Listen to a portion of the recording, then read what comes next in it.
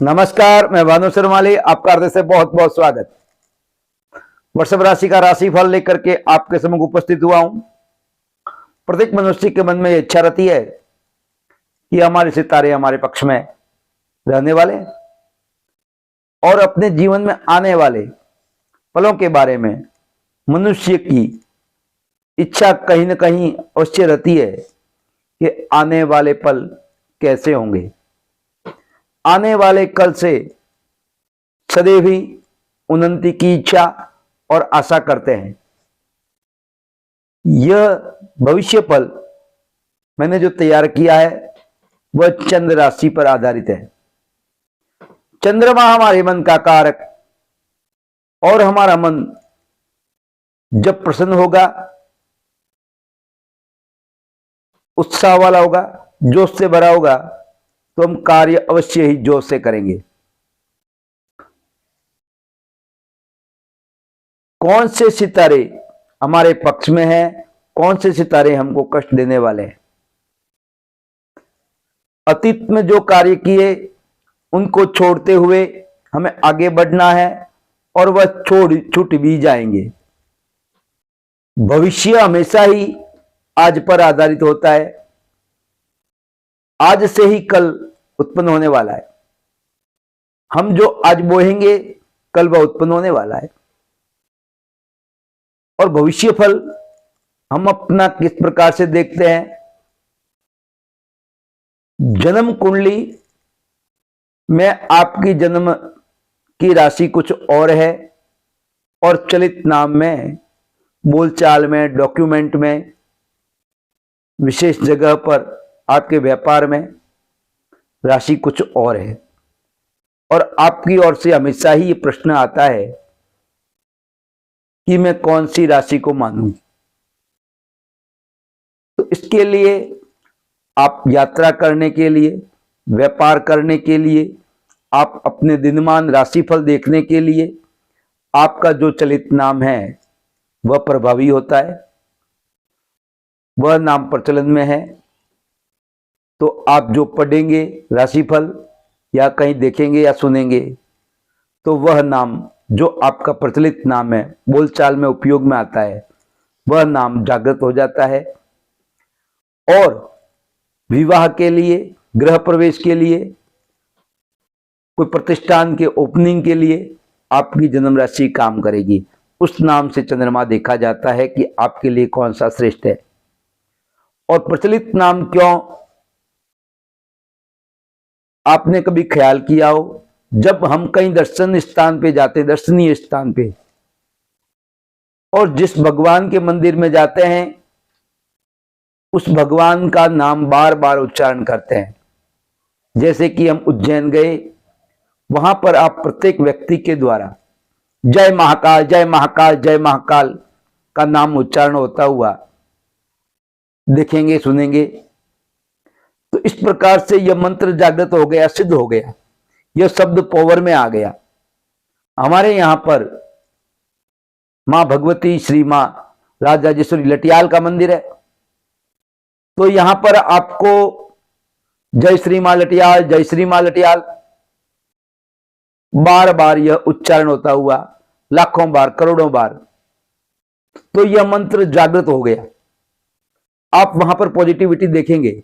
आप हनुमान जी के मंदिर में गए तो वहां पर आपको जय सिया राम, जय सिया राम, जय सिया राम की ध्वनि सुनाई देगी। तो यह शब्द, यह मंत्र जागृत और सिद्ध हो जाता है, जिसको बार बार ऋषि मुनि जप करने का बोलते हैं। तो आपके लिए भी जो प्रचलित नाम है, और जहां आप 10 व्यक्तियों के साथ सो रहे हैं और आपके नाम से बुलाया जाता है तो आप जाग जाते हैं, और जन्म के नाम से बुलाए जाने पर आप नहीं जागते, तो जो आपका नाम है प्रचलित वह प्रभावी हो गया। अब राशिफल देखने के लिए जन्म कुंडली और जन्म राशि, जन्म कुंडली के आधार पर जो जन्म राशि का नाम आता है और प्रचलित नाम है, उन दोनों को मिला करके जो भविष्य फल तैयार किया जाए वह सटीक बैठता है।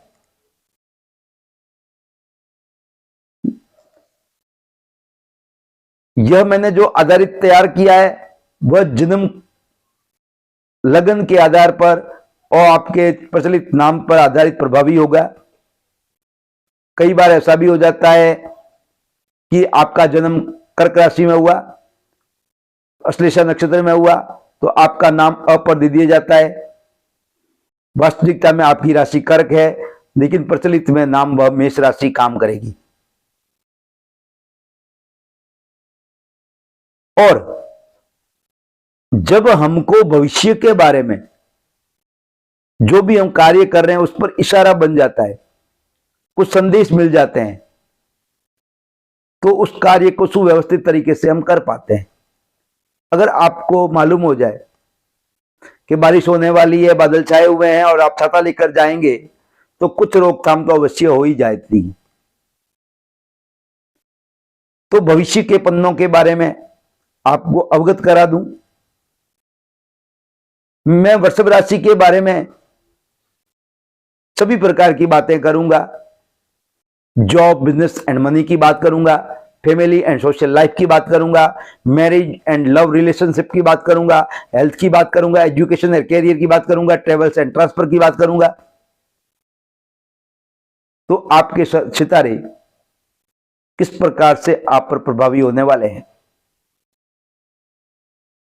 जब आपका मन जागृत है और आप दृढ़ संकल्प लेते हैं, कार्य करते हैं, तो नो डाउट वह कार्य सिद्ध हो ही जाता है। एक सामान्य सा उदाहरण, हमारी हस्त की रेखाएं,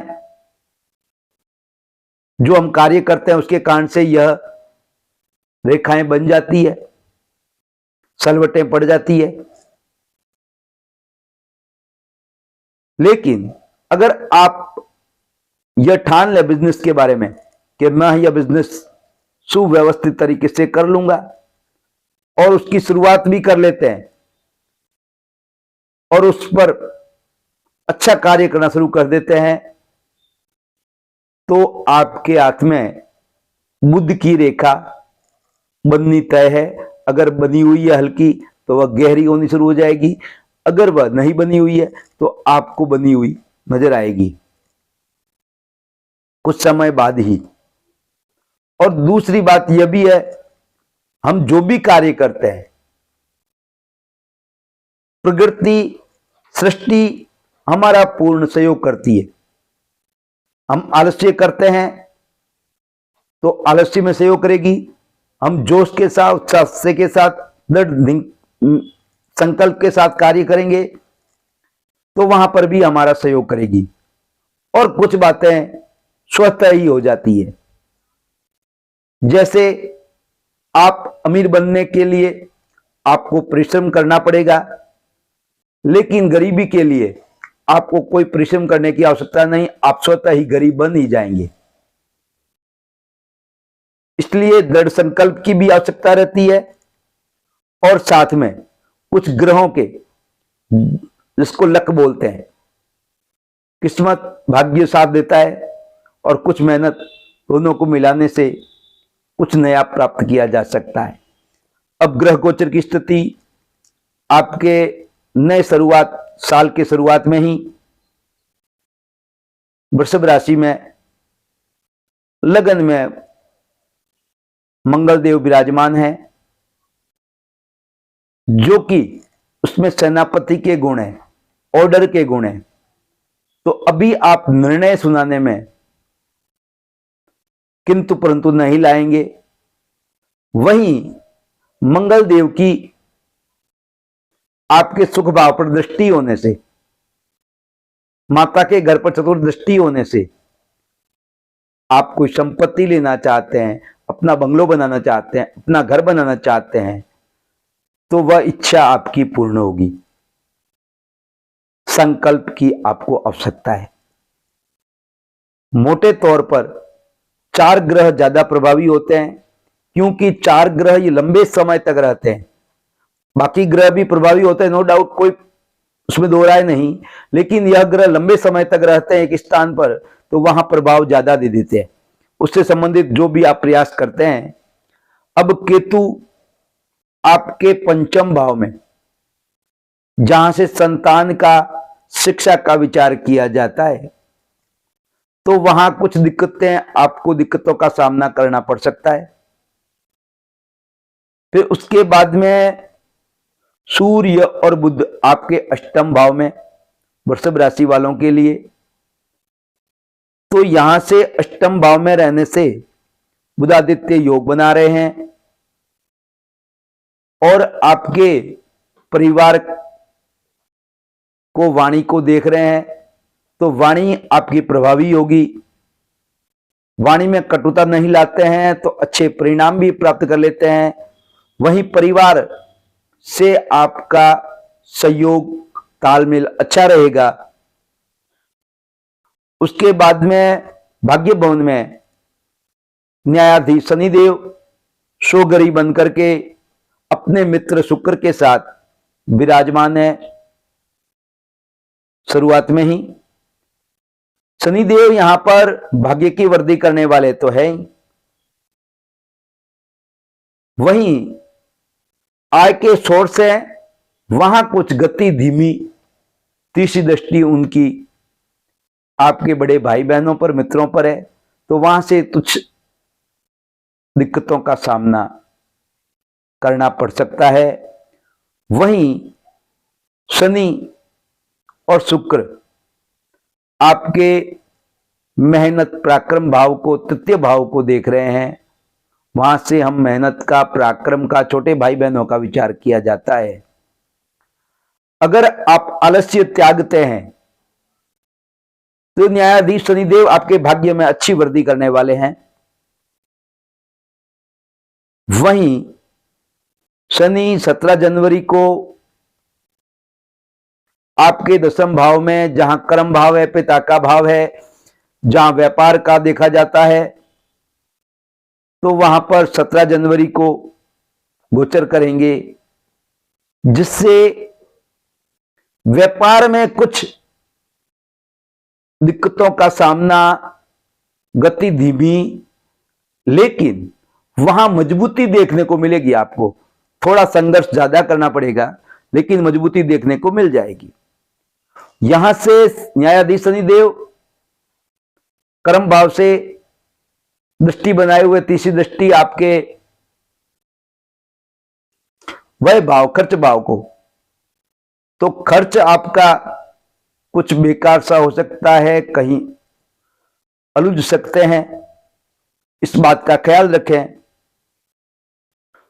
वहीं उनकी 7वीं दृष्टि न्यायाधीश शनिदेव की आपके सुख भाव पर है। सुख की कमी महसूस करेंगे। साथ में ही मैंने प्रॉपर्टी के लिए आपको बताया, फिर उसमें यह सहयोग करने वाले हैं। प्रॉपर्टी के क्षेत्र में या आप बंगलो बनाना चाहते हैं, अपना घर बनाना चाहते हैं, क्योंकि नैसंगिक कुंडली में,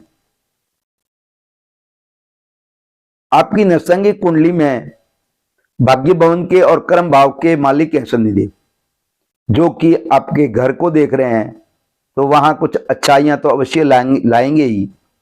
फिर उसके बाद में उनकी 10वीं दृष्टि आपके साझेदारी पर, पत्नी भाव पर, तो दाम्पत्य जीवन में कुछ समस्याएं आ सकती है, समस्याएं शनिदेव ला सकते हैं। फिर भी आपके भाग्य भवन के मालिक हैं, त्रिकोण के मालिक हैं, कुछ समझबूझ से आप कार्य हल कर देंगे। साझेदारी में भी कुछ दिक्कतों का सामना करना पड़ेगा, लेकिन आपकी समझ से कुछ उनका भी हल निकल जाएगा। अब देवगुरु बृहस्पति आपके गोचर कर रहे हैं एकादश भाव में, तो यहां पर आय के साधन कुछ नवीनतम देखने को मिल सकते हैं। नए नए सोर्स से आपको आय हो सकती है। और यहां से न्यायाधीश शनिदेव भी दृष्टि बनाएंगे पराक्रम भाव पर, वहीं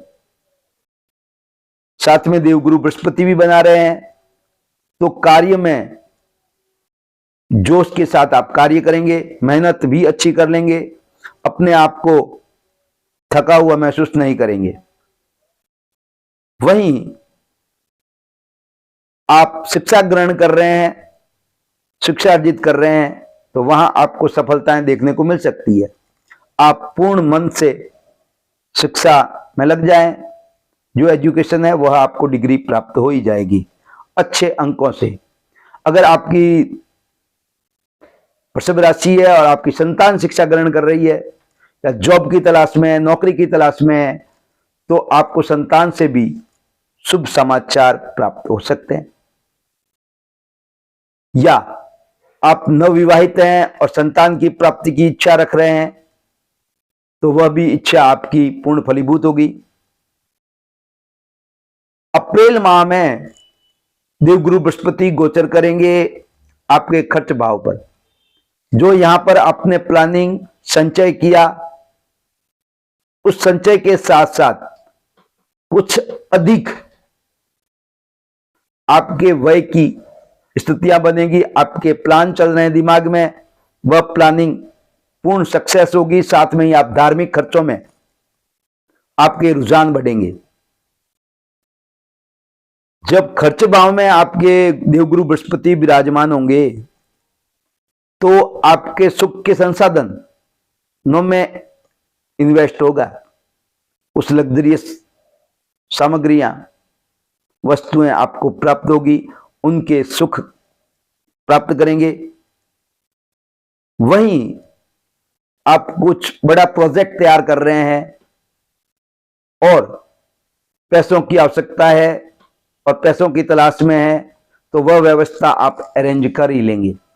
वह भी आपके सपोर्टेबल रहेगी, चाहे बैंक से या अन्य क्षेत्रों से। फिर उसके बाद में आपके आयुष भाव पर देवगुरु बृहस्पति की दृष्टि बन रही है। स्वास्थ्य आपका अच्छा रहेगा, लेकिन यहां पर देवगुरु बृहस्पति की दृष्टि होने से आप कुछ विशेष खोज में लगे हुए हैं, रिसर्च के क्षेत्र में लगे हुए हैं, तो वहां आपको सफलताएं देंगे, लेकिन पेट की दिक्कत भी देंगे। और आपके वर्ष की शुरुआत में ही राहु और चंद्रमा भी व्यय के भाव में विराजमान है शुरुआत में, जो कि राहु दशम यहां पर बैठे हुए आपको लंबे समय से आप कहीं फंसे हुए थे, तो वहां आपको अच्छे रास्ते दिखाई देंगे। साथ ही राहु दशम अक्टूबर माह में गोचर करते हुए आपके एकादश भाव में आने से अचानक लाभ की प्राप्ति के योग भी बनाएंगे। वहीं नई नई योजनाएं आपकी फलीभूत होगी। मैंने आपके लिए विशेष तौर से एक लिंक, कई सारे लिंक दिए हैं, उसमें से एक लिंक विशेष तौर से आपके लिए है, जो एक मंत्रोच्चार का है। बहुत ही विशेष प्रकार के मंत्र हैं, जो कि आपका स्वामी शुक्रदेव है। तो स्वस्ति वाचन और आशीर्वाद के मंत्र हैं। यह मंत्र आप अपने घर पर और अपने प्रतिष्ठान पर एक बार अवश्य सुने, जिससे आपके स्वास्थ्य में ऊर्जा महसूस होगी, मन में जोश आएगा और आप कार्य करने के लिए आपको ऐसा महसूस होगा कि कोई न कोई, दुनिया मेरे साथ नहीं है, लेकिन कोई न कोई ऐसी शक्ति, ईश्वरीय शक्ति मेरे साथ है। यह मंत्र आप पूरे साल सुने, फिर तो मेरे को कहने की जरूरत नहीं, 2-4 महीने सुन लिए तो आप स्वतः ही सुनना शुरू कर देंगे, क्योंकि उसके प्रभाव आपको दृष्टिगोचर होंगे और आपके कार्य पूर्ण फलीभूत होंगे। आपको मेरा यह कार्यक्रम अच्छा लगा हो तो दबा करके शेयर करिएगा, आलस्य न करें। और आप इस चैनल पर एस्ट्रो ज्योतिष वास्तु पर नए हैं तो अब तक सब्सक्राइब नहीं किया है तो सब्सक्राइब, लाइक, शेयर अवश्य कर लेवें। अब मैं आपसे अनुमति देना चाहता हूं, प्रसन्न रहें, स्वस्थ रहें, मस्त रहें। आपका नया वर्ष बहुत ही मंगलमय हो, आपकी मंगल कामनाएं मैं कर रहा हूं।